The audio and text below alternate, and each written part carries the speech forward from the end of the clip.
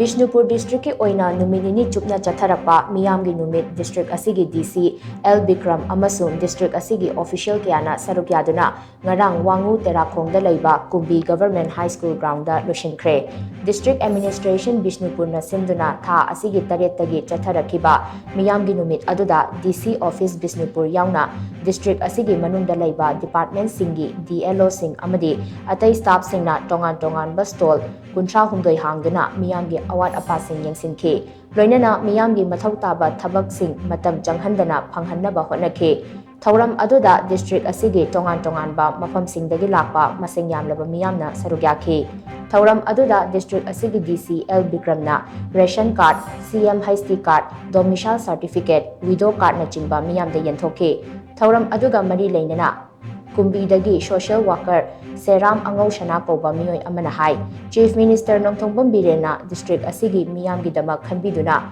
mafam asida Meeyamgi Numit pangthokpa asi thagatli Meeyamgi Numit asi hana mamangda district asigi tongan ba mafam singda pangthokhiba leikre adubo Kumbi gi Meeyam asi chathok chasingi khudong chadaba kaya leibana asigumba thauram asida mapung phana saruk yaba phangdana lakhibani thauram asina CM High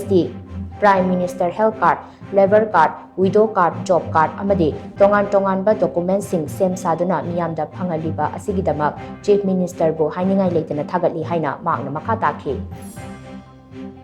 Kumbi Kendra Suki Mati Hanaki, Mamang the Libamba, Honorable Singuna, Kendrigi, 28,000 something like a water Sida, was about what Sibawa, Meeyamgi Nimba Meeyamgi, Abamasi, Meeyamgi, Aningmanatanga, Meeyamgi, the Kaleba, Bilipusing Japan, the Habito, Nasidi, Manipuri Gomegi, Adumulaba, Honorable Simisa City, Montaman Piransingi, Makada, to be Kendri, Honorable MLS, and some Piransingi, Makada, Luna, the same as Sangi Makada,